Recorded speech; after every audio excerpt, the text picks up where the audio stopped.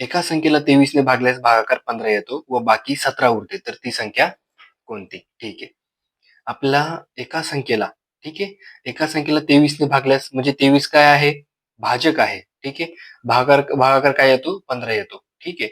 आणि बाकी काय येते? 17. तुम्हाला एक सूत्र माहिती आहे, भाज्य, ठीक आहे, भाज्य बरोबर भागाकार गुणिले भाजक अधिक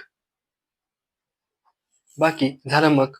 तुम्हाला ती संख्या काढायची म्हणजे तुम्हाला भाज्य काढायचंय. ठीक आहे. कितीने भागले त्या संख्येला? 23 ने भागले. भागाकार किती येतो? 15 येतो. ठीक आहे. भागाकार काय येतो? 15 येतो. म्हणजे भाजक काय आहे? 23. 23 ने भागले म्हटल्यावर. ठीक आहे. अधिक बाकी किती आहे? 17. करा मग भाग. 15 त्रिक 45, हातचे आले 4, 15 दुने 30 आणि 4 34 अधिक 17. 7 आणि 5 12, हात चाला 1, 4 आणि 1 5 आणि 1 6, 3 अशी 3. तर ती संख्या काय आली मग? 362. पुढचा प्रश्न. एका संख्येला 18 ने भागल्यास भागाकार 15 येतो व बाकी 13 उरते. जर त्या संख्येला 9 ने भागली तर बाकी काय उरेल? मग अगोदर ती संख्या शोधून घ्या. तुम्हाला सूत्र माहिती आहे, भाज्य बरोबर भागाकार गुणिले भाजक अधिक बाकी. भागाकार किती आला इथे? 15 आलाय. ठीक आहे. गुणिले भाजक असते. भाजक किती आहे इथे? 18. ठीक आहे. 18 ने भाग देतोय अधिक बाकी किती आली? बाकी 13 आली. मग काय येईल ती संख्या? 15 8 20 असे हातचे आले 12.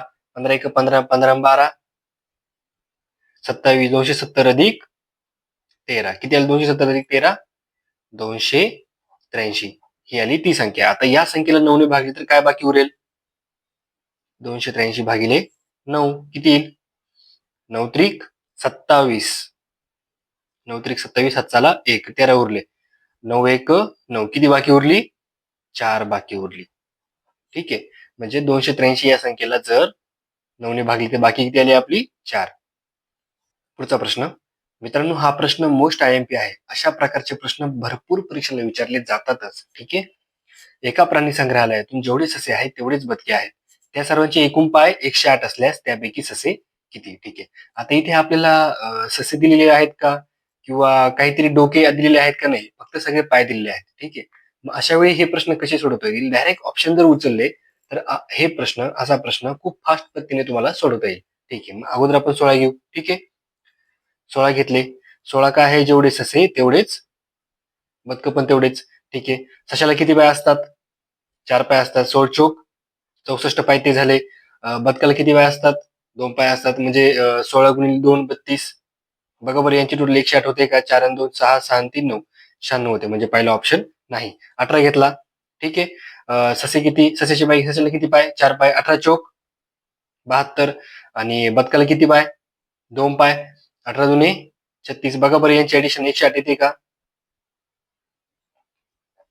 6 आणि 2 8, 6 7 आणि 3 10, 108 येते. म्हणजे त्यापैकी ससे किती? 18. आला आपलं उत्तर. जेवढे ससे तेवढेच बदके आहेत. ठीक आहे. बघा, ऑप्शनने सोडवले. असा प्रश्न जेव्हा त्यांनी आपले डोके दिलेले नाही, फक्त एकूण पाय दिलेले, त्यांनी सांगितले ससे काढा किंवा बदके काढा, अशा वेळी फक्त डायरेक्ट ऑप्शन उचलायचा, पटकन सुटतं. ठीक आहे. पुढचा प्रश्न. एका दुकानात 3 पाती असलेले जेवढे पंखे आहेत तेवढेच पंखे 4 पाती असलेले देखील आहेत. म्हणजे जेवढे 3 पात्याचे पंखे तेवढे 4 पात्याचे देखील पंखे असतील. त्या सर्व पंख्यांची एकूण पाती 119 असल्यास दोन्ही प्रकारचे एकूण पंखे किती? म्हणजे तुम्हाला दोन्ही पाते असलेल्या पंख्यांची एकूण संख्या सांगायची. ठीक आहे. दोघे म्हणून किती पंखे आहेत? 36. ऑप्शन जावे डायरेक्ट. म्हणजे 36 चे निम्मे 18, हे 18 पत्ते, 18 पंखे 3 पाती असलेले, 18 पंखे 4 पाती असलेले. ठीक आहे. बघा मग एकूण पात्यांची बेरीज 119 येते का? पण मुळातच हे दोन्ही सम अंक आहेत म्हटल्यावर यांची ऍडिशन, आपले टोटल ऍडिशन सुद्धा काय येईल? समच येईल. म्हणजे इथे 119 उत्तर येईल का? जर 18 18 घेतले तर अजिबात नाही. मग 34 घेऊ. 34 चे निम्मे किती? 17. ठीक आहे. 17 17 झाले. मग 3 पाती असलेले 17 त्रिक 51 आणि 4 पाती असलेले 17 चोक 68. यांची ऍडिशन करून बघा. 8 आणि 1 9, 6 आणि 5 11. आले 119. म्हणजे आपले पाते किती झाले? दोन्ही मिळून किती पंखे झाले? सॉरी, दोन्ही मिळून किती पंखे झाले? तर 34. त्यात 3 पाती असलेले 17, 4 पाती असलेले 17. ठीक आहे, म्हणजे दोन्ही प्रकारचे एकूण किती पंक्ती असतील तर 34 पंक्ती असतील.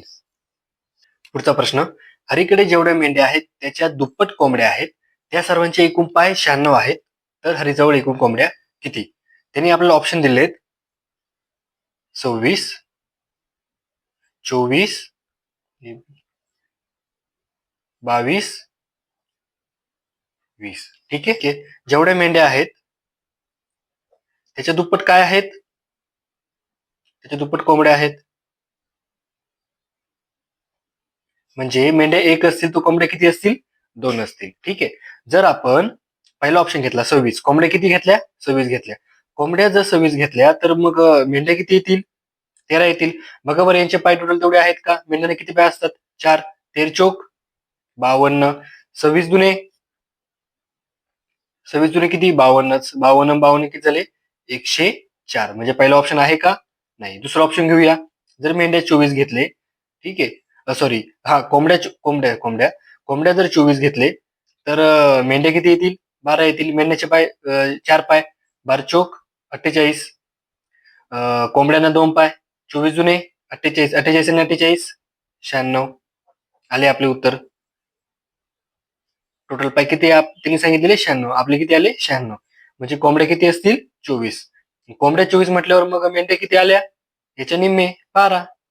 ठीक आहे, बघा ऑप्शनने पटकन सॉल्व्ह होतं जेव्हा असे प्रश्न तुम्हाला येईल. असे सेम प्रश्न की त्याने तुम्हाला फक्त टोटल पाय दिलेले आहेत आणि सांगितलंय कोंबड्या काढा किंवा हे काढा, दोघांपैकी कोणतीही गोष्ट काढायला सांगितली, तुम्हाला पटकन सुटेल. ठीक आहे, प्रणवकडे जेवढे चौकोनी पुट्टे आहेत त्याच्या दुप्पट त्रिकोणी पुट्टे आहेत.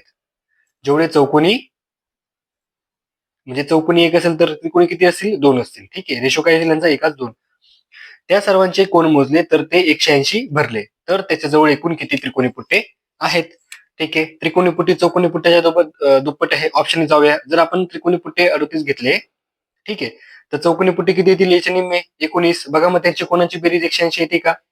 19 गुणले 4, 19 चोक 76 आणि 38, 38 गुणले 3, 38 गुणले 3 किती? 154.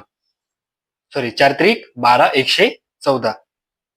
176 आणि 114, 6 4 10, हात चाला 1 9 1, 190 होते. ठीक आहे, 190 होते म्हणजे 38 त्रिकोणी पुट्टे असेल का? नाही. दुसरा ऑप्शन घेऊन बघा.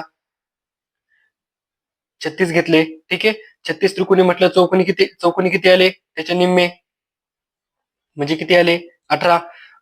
36 गुणले 3 करा, कारण त्रिकोणाला 3 कोण असतात. इथे आपण 4 का गुणले समजलं, कारण चौकोनाला 4 कोण असतात. इथे 3 का गुणले, त्रिकोणाला 3 कोण असतात म्हणून. ठीक आहे, 19ला 38ला 3 का गुणले, कारण त्रिकोणाला 3 कोण असतात.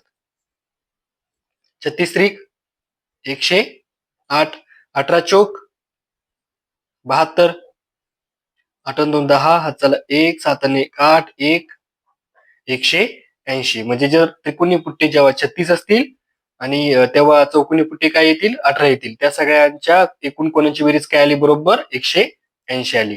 ठीक आहे, म्हणजे काय आलं आपलं उत्तर? त्रिकोणी पुट्टे किती आहेत? 36. आणि त्यांनी जर चौकोनी विचारलं तर चौकोनी किती आले? 18. ठीक आहे, जान्हवी जवळ 5 पाकळ्यांची जेवढी फुले आहेत त्याच्या निम्मी फुले तिच्याजवळ 4 पाकळ्यांची आहेत.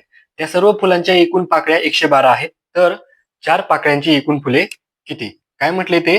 5 पाकळ्यांची 5 पाकळ्यांची जेवढी फुले आहेत त्याच्या निम्मी फुले 4 पाकळ्यांची आहेत. म्हणजे जर 5 पाकळ्यांची फुले 2 असतील तर 4 पाकळ्यांची फुले किती आली? 2:1 हा झाला त्यांचा रेशो. ठीक आहे, मग आता त्यांनी विचारलंय सर्व सर्व फुलांच्या एकूण पाकळ्या किती आहे आपल्याकडे?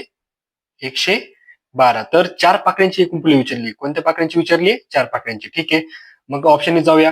ठीक आहे, जर 4 पाकळ्यांची फुले 10 घेतली, जर 4 पाकळ्यांची फुले 10 घेतली, ठीक आहे, ते 5 पाकळ्यांच्या फुलाचे निम्मे आहेत, म्हणजे 5 पाकळ्या किती येतील? त्याच्या दुप्पट किती आले?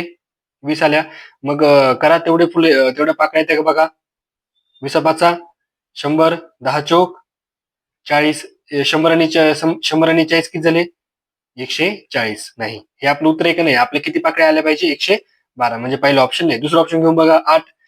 जर 4 पाकळ्या आपण 8 घेतल्या तर 5 पाकळ्या किती आल्या? त्याच्या दुप्पट 16. ठीक आहे, 16 गुणले 5 पाकळ्या 16 पंचे 80 आणि 8 गुणले 4 पाकळ्या 8 चोक 32. यांची बेरीज किती आली?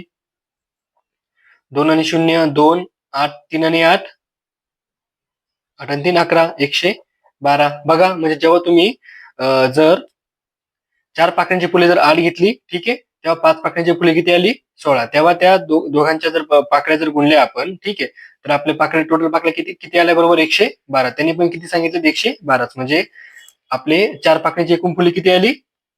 8 आली. ठीक आहे. ऑप्शनने पटकन सुटते. व्हिडिओ आवडल्यास चॅनलला सबस्क्राईब करायला विसरू नका. भेटूया आपण पुढील भागामध्ये.